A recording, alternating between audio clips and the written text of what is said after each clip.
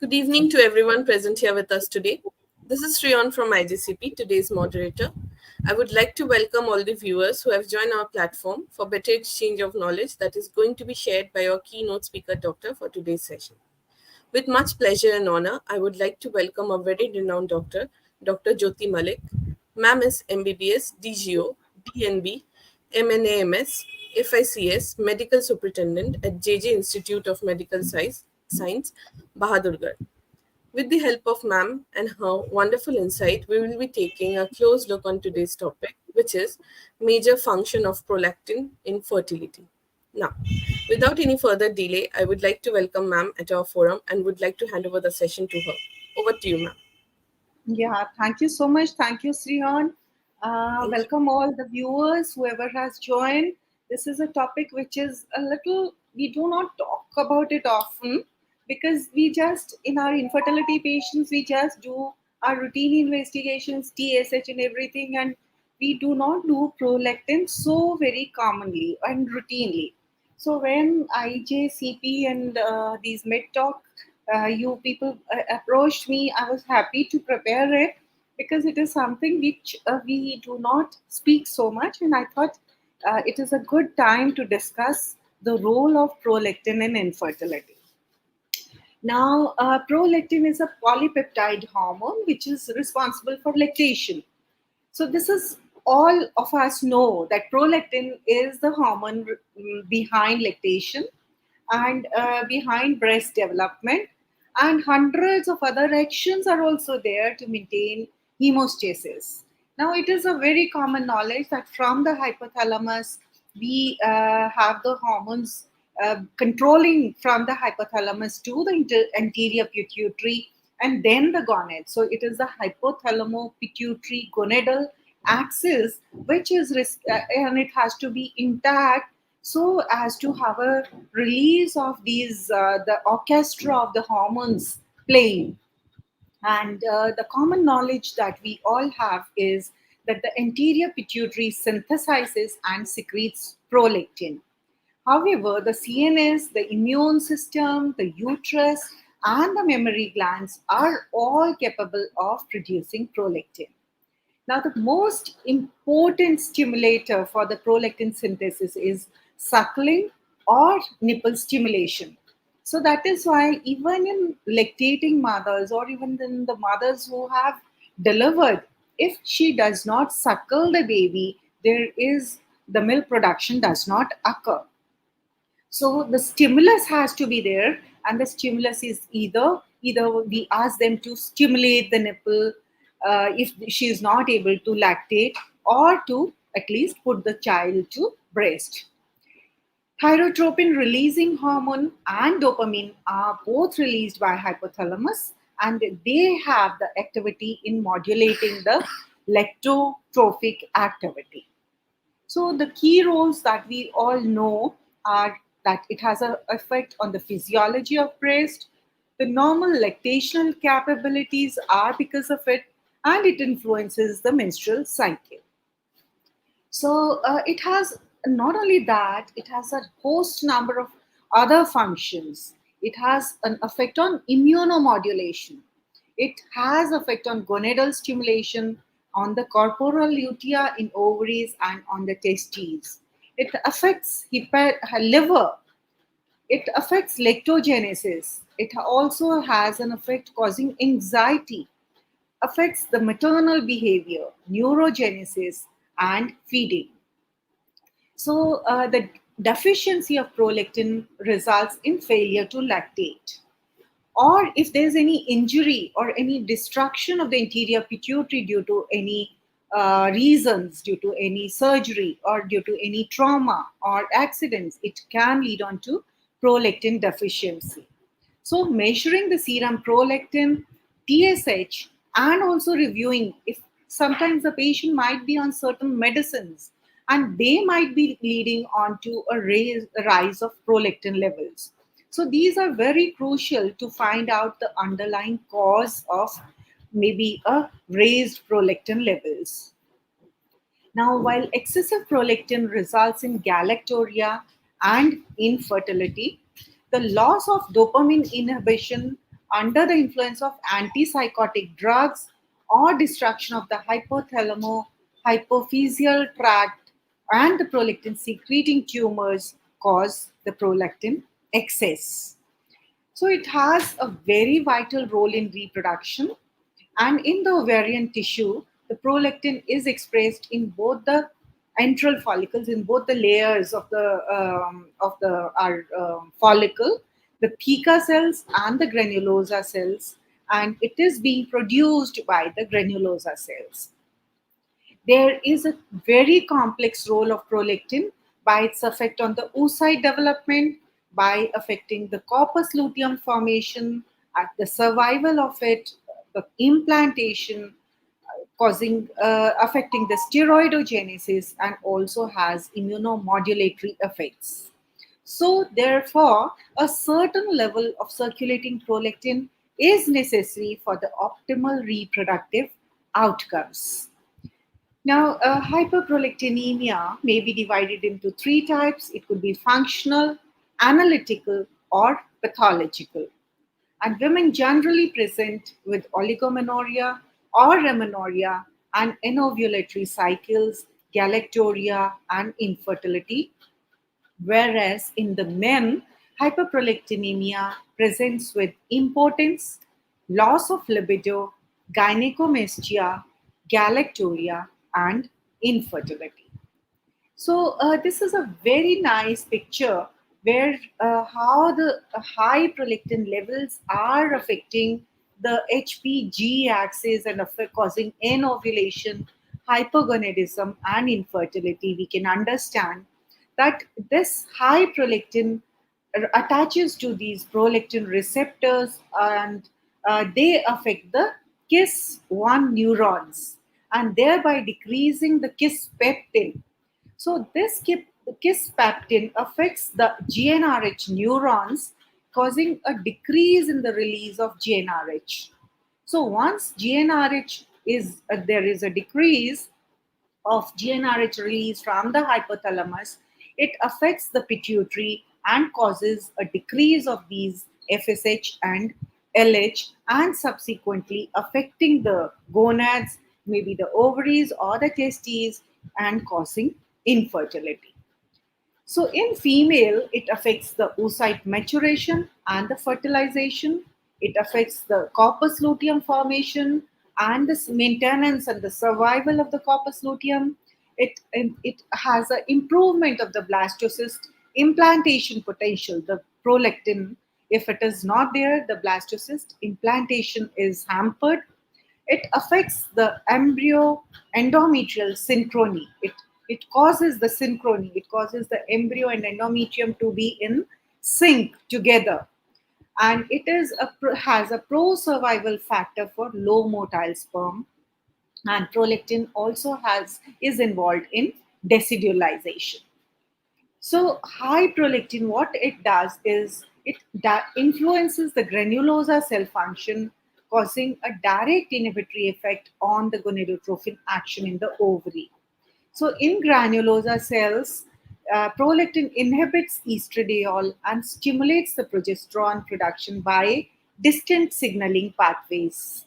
Now, in hyperprolactinemic women, ovulatory cycles, it was shown that hyperprolactinemia leads to luteal phase insufficiency and low progesterone levels. So, high levels of prolactin might contribute to decreased fertility by altering the endometrial function and implantation. So, this slide again says it all. High prolactin, there is decreased GnRH production, affects granulosa cells, inhibits corpus luteum, inhibits the endometrial function, and causes a decrease in implantation. Now, PCOS and prolactin. So, PCOS we all know is a very common cause of oligo and anovulation, affecting as many as 5 to 20% of the women in the reproductive age. And in 30% of the PCOS, we find an increase in the serum prolactin in both the follicular and the luteal phases. In patients with hyperprolactinemia, there is a shift in the immune system balance. So, between the pro inflammatory and the inflammatory factors, there is a shift in this balance which manifests at the ovarian level, causing a ovulatory disorder affecting the rupture of the Graafian follicle. And in this situation, attempts to influence the prolactin receptor expression in the ovarian follicle tissue may prove promising. So, this was a paper in a recent journal of Population Therapeutics and Clinical Pharmacology 2024, where they suggested that hyperprolactinemia is a potential factor in infertility. And in this study, they found that 60%, 80% of the females that were infertile had hyperprolactinemia, and there was a significant positive correlation between infertility with prolactin in this particular paper. Now, how does it affect the IVF outcome? So, this was a very recent paper where they have again studied. This is in the Pharmaceutical Journal, published on 2023, and they have studied the relationship with fertility and IVF outcomes. And they found that higher prolactin in the follicular fluid is associated with increased oocyte competence, but also with positive effect on the corpus luteum formation and survival, endometrial receptivity, blastocyst implantation potential, and the survival of low motile sperm. So, transient hyperprolactinemia found in IVF cycle was reported in most of the studies not to be related to the IVF outcome, though a few reports suggested that it may be associated with higher implantation and pregnancy rates and better cumulative pregnancy outcomes. Again, the administration of agonists for hyperprolactinemia preceding IVF treatment does not seem to negatively impact the IVF results, while treatment of transient hyperprolactinemia during IVF might be beneficial in terms of fertilization rates and conception rates. So we need to, before taking up for these patients for IVF, we should have her prolactin levels within the normal ranges. Effect on the male infertility. How does it affect? Because hyperprolactinemia is among the endocrine disorders which also influences the male infertility. And here it again affects the GnRH, affecting the release of LH, FSH, and testosterone, and affecting the spermatogenesis, having a effect on the Sertoli cells and the Leydig cells. So, causing a altering the sperm quality, or maybe even causing a complete spermatogenic arrest. So, this was a paper on hyperprolactinemia in male infertility, published in 2017, where they said that hormone assessment is an integral part of male infertility evaluation. So, among the different components of the HPG axis, prolactin plays an important role in the pathophysiology, altering the testicular function and the semen production. So, what are the normal prolactin values we should know? In men, it should be less than 20. In non pregnant women, also, it should be less than 25. So, somewhere 20, 25. If it is less than that, we are okay. In pregnant women, it is raised, it is between the ranges of 80 to 400 nanograms per ml. So high prolactin levels, when can they occur? They can occur if there is any chest injury or irritation, or presence of nipple rings, hypothalamic diseases, hypothyroidism, kidney diseases, or pituitary tumors. So pituitary that secrete prolactin. So prolactinomas. So they cause high prolactin levels, or it could be other pituitary tumors in the area of pituitary which are not secreting prolactinomas, but due to pressure effect, again they can cause such symptoms. Abnormal clearance of prolactin molecules. Sometimes there is a macroprolactin. So there is the clearance is not proper, and thereby the prolactin levels rise. There could be certain medicines that can cause prolactin rise of the prolactin levels if the a lady or the man is on antidepressants or on butyrophenones or on estrogens, H2 blockers, bethyl dopa, metoclopramide, opioids, phenothiazines, reserpine, risperidone, verapamil. So we have to take a proper history of, sometimes in the OPD when they come and they give this complaint of discharge from the nipple, or if they are have any they come with the issue of infertility. It's always good idea to at least ask them about the medicine history, any medicines they have been taking. They might be on certain, might be taking these antacids, H2 blockers for a long time, which could be causing raised prolactin levels and thereby causing this presenting complaints of infertility. Sometimes there could be a temporary increase in the prolactin levels. Even emotional or physical stress can lead on to an increase. High protein meals, intense breast stimulation, or a recent breast examination. So, whenever you've done a breast examination, that particular day you should not send that patient for the tests of prolactin levels. Recent exercise. So, one should take a very low, these are very small things which we ignore, but I think they can lead on to a temporary increase in prolactin, and we should be careful. So, how do we treat hyperprolactinemia? So, this is the third part of the talk on the treatment part. And this treatment part I have taken from this latest, these guidelines, the position statement from the Brazilian Federation of Endocrinology, this journal of endocrinal metabol. And the recommendations from this journal, they say, are that the initial treatment of the patients with prolactinemia caused by prolactinoma or idiopathic hyperprolactinemia is pharmacological. And dopamine agonists are the treatment of choice. And cabergoline is more effective and better tolerated than bromocriptine and is the first therapeutic choice. So always we should start with a lower dose and give gradually increase the dose so as for a better tolerability. Otherwise, these patients have a lot of nausea, vomiting, and they might just take one or two doses and they might just then stop the medicine. So gradually, if we increase the dose, the patient becomes tolerant to these side effects, and then gradually we can increase the dose. Use of high doses requires attention to the potential side effects and even psychiatric effects, and they should be very carefully used in patients with valvular heart disease. So, a very careful history should be taken before prescribing the dopamine agonists.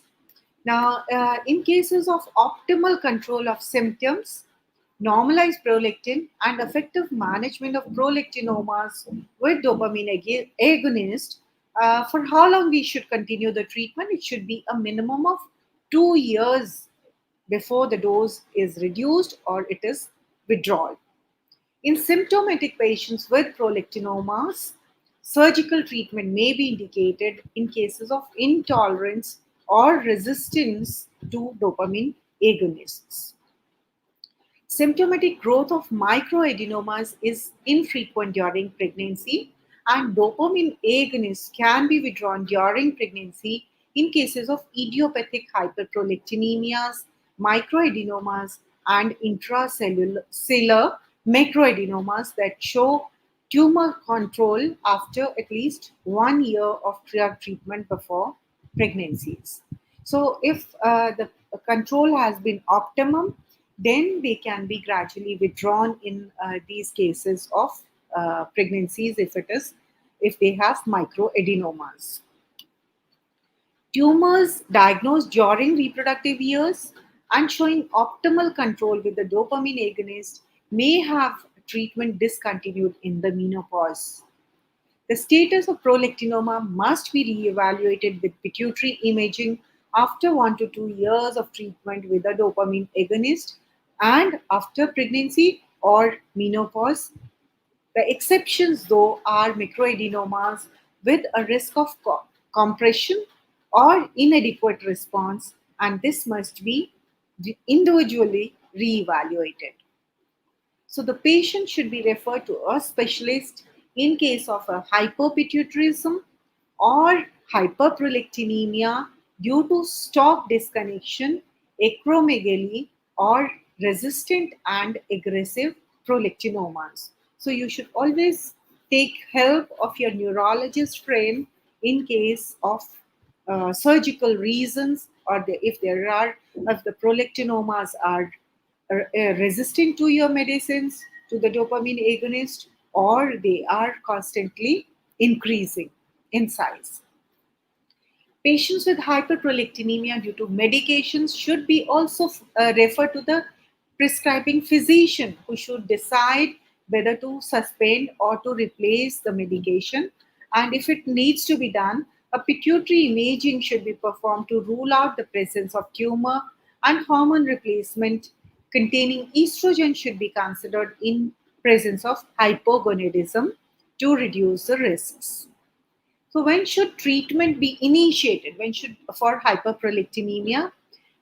To control the symptoms secondary to dysfunction of the hypothalamic pituitary gonadal axis, including menstrual irregularities or amenorrhea or infertility and decreased libido, or if there is a bothersome galactorrhea, or a patient desires conception, or there are neurological symptoms, and if there is macroprolactinomas to control the tumor mass. When should hyperprolactinemia not be treated? So, in patients with amenorrhea secondary to microprolactinemias, but they do not wish to become pregnant, so combined oral hormonal contraceptives may be an alternative to dopamine agonist. So there is no need, if the patient does not want to conceive, then maybe just we can give her combined hormonal contraceptives. Discussion on the importance of regular monitoring with tumor imaging and the possibility of introducing a dopamine agonist in case of tumor growth should be done. In case of hyperprolactinemia secondary to hypothyroidism, so always when there are raised prolactin levels, we should always do TSH levels as well, because there are chances of a thyroid dysfunction in these cases, and that should be treated first. And once the thyroid function is normal, hyperprolactinemia related symptoms and the serum prolactin levels should be re-evaluated, and we can maybe they may come down on their own once we have treated the hypothyroidism. Treating hyperprolactinemia, how do we start with these agonists? And these days we use cabergoline. So cabergoline we start at the dose of 0.25 to 0.5 mg once a week in case of microprolactinemias and the idiopathic hyperprolactinemias, and 0.5 mg twice a week in patients with macroprolactinomas. So prolactin levels should be measured every 4 to 8 weeks during treatment, and the cabergoline dose should be increased progressively if the prolactin does not normalize. In patients with microprolactinomas who achieve normal prolactin levels with cabergoline, one can do a pituitary MRI imaging after 1 to 2 years of treatment. For most patients with macroprolactinomas without compressive symptoms and with good response to dopamine agonist, re-evaluation with the pituitary MRI after 6 months of treatment is appropriate. In cases with visual loss, it should be repeated 1 to 3 months after starting the treatment. A neuro-ophthalmic evaluation should be performed in patients with macroprolactinomas abutting optical pathways and must be repeated in cases with visual impairment. Remission with dopamine agonists may occur and is mainly achieved after 2 years of treatment. Contraindications, which cases we should not give dopamine agonist. Breastfeeding, if the mother is breastfeeding, we already know that it could be due to the breastfeeding, and therefore there we do not give dopamine agonist. Hypersensitivity to ergotamines, uncontrolled high blood pressure, severe cardiovascular disease, history of untreated coronary disease, or uncontrolled psychiatric disease are all contraindications to the use of dopamine. And in cases of uncontrolled cardiac disease, you should always include a cardiologist in the loop and take his opinion about the risk and the benefits of the dopamine agonists. So, to conclude, development of more sensitive and specific assays for prolactin and related hormones could improve the early detection of the abnormalities and could better differentiate between the various causes of hyperprolactinemia.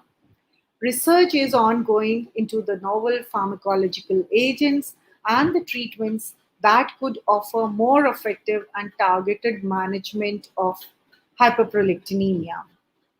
So, future studies may focus on better integrating the prolactin management with ART such and IVF, and this includes optimizing the treatment protocols to address the prolactin-related fertility issues and improving the overall success rate. So, thank you so much, and I think now we can. Have one or two questions if you like, so that yeah, over to Sion. Thank you, ma'am. It was a wonderful presentation. So, ma'am, we do have some question if you like to take that up. Okay. So, ma'am, the first question from our audience is, how does prolactin interact with other hormones involved in fertility, such as estrogen, progesterone, and gonadotropics? Yeah, see, it is actually the hypothalamo pituitary gonadal axis, which is like a string. So if there is anything wrong anywhere, this there is a change. I mean, the hormonal levels are affected.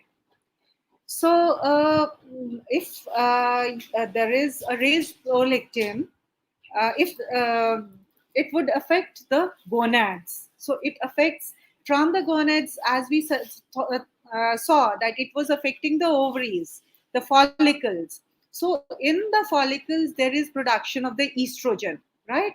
So, that is how there is raised prolactin has a negative effect on the estrogen. Thank you, ma'am. The next question is, how does prolactin influence ovarian follicle development and ovulation? It is the same thing, actually, the same question. It is the same, the first question only. So it is the by affecting the hypothalamo pituitary ovarian axis, it is causing a infertility. There's one last question, ma'am. What are the common causes of hyperprolactinemia and how does it impact fertility in both men and women? Yeah, so I showed you the various causes, no? It could be various, it could be a tumor in the pituitary, it could be hypothalamic causes, it could be the any injury to any brain injury or any. I had shown you one slide where there was even chest injuries or even certain medicines or drugs, they can cause it. Thank you, ma'am. That's all from our audience. Before concluding, ma'am, any last remark from you or any take home message? I think this is a wonderful platform to interact, and I'm sure we all are benefiting, not only the viewers but also the speakers, because I also had to read, and I was not. I mean, I was also ignoring prolactin, So whenever though we keep it in our armamentarium of tests, we do TSH, FSH, although FSH, LH we do not do normally so much these days. We are doing a AMH.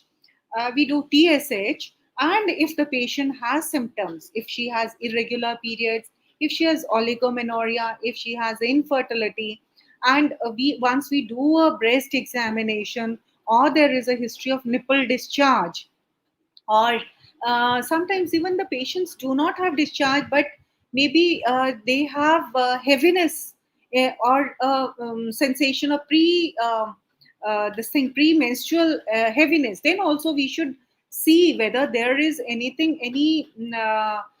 abnormal discharge or galactorrhea there. So these cases, definitely we should do a prolactin. Also in cases of hypothyroidism also we should do the prolactin levels. So it is a good nice platform, and I would like to keep coming here, meeting everybody, and understanding more and more about treating our patients, more and more about it is knowledge sharing, and the more we share, the more we get, the more it grows. Thank you, ma'am. Same here. It was a wonderful session, and it's my honor that I can share the platform with you, ma'am. And with your permission, ma'am, I would like to conclude today's session. Thank you, ma'am. Right. Thank you so much. Thank you. Thank you, ma'am.